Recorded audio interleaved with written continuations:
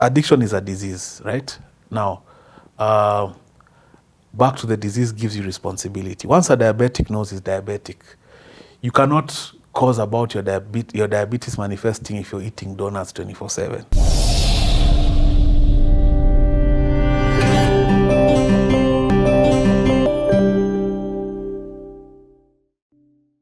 You've talked about rehab 8 times. We're waiting for 9. But you, it sounds like 9 is never coming.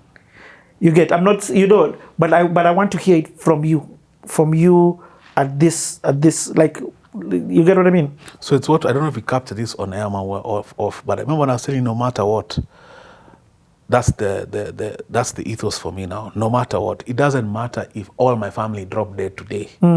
That's not reason enough. Because all alcohol does for someone like me is compound problems.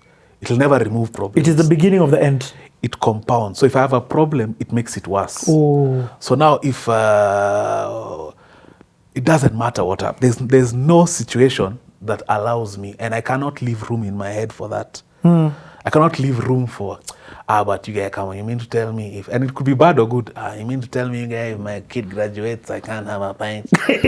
I have to remove all those potentialities. So you've already thought about those things. Yeah, I've gone through that one. If you find out today you've got a baby boy, if you find out today you've lost your, you know what I mean? There's no situation that allows me to drink, and there'll never be.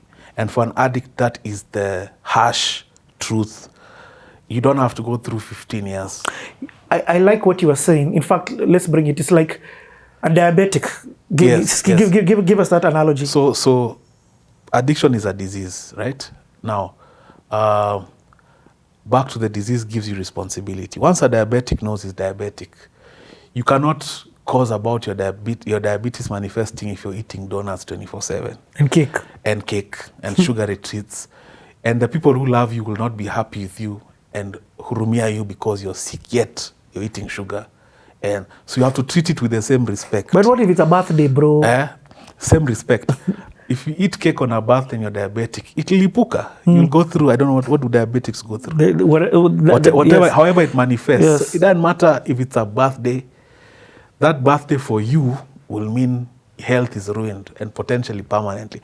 It's the same approach with booze. It doesn't matter how surreal and good vibes and inshallah the moment feels, the guys are toasting. Don't even be there. And don't have any shame. Me, I don't have any shame. Have you made those drastic decisions in your life where you've had to not be in environments? I'm not even in the beginning where I'd even be in the periphery. And I have no apologies to make. Like, I have no apologies for, you have a bash this booze, I'm not coming. You guys, the 15 years is me. It's my experience. The hardships was me. Me, I know.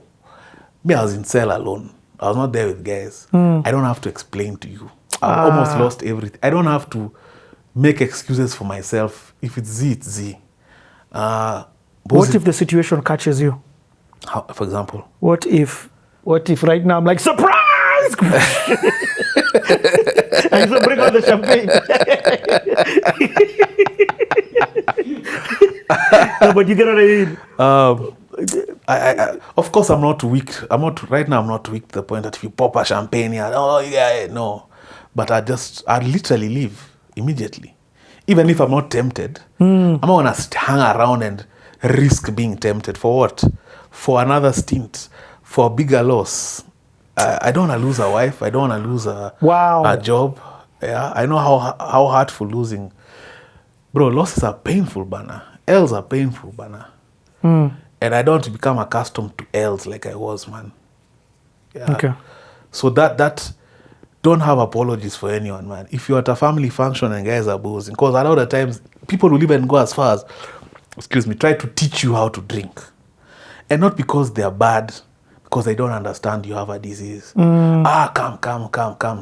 You can just have 2 beers, eh? And an addict who maybe is 3 months, he'll have 2 beers and you finished him. Because that 2 beers has turned into 8. It's turned into now he's gone somewhere in the corner to chuck a quarter and piga it so that he can feel what he wants to feel. This is. So stay away, run away. If you're a family member and you it sounds so.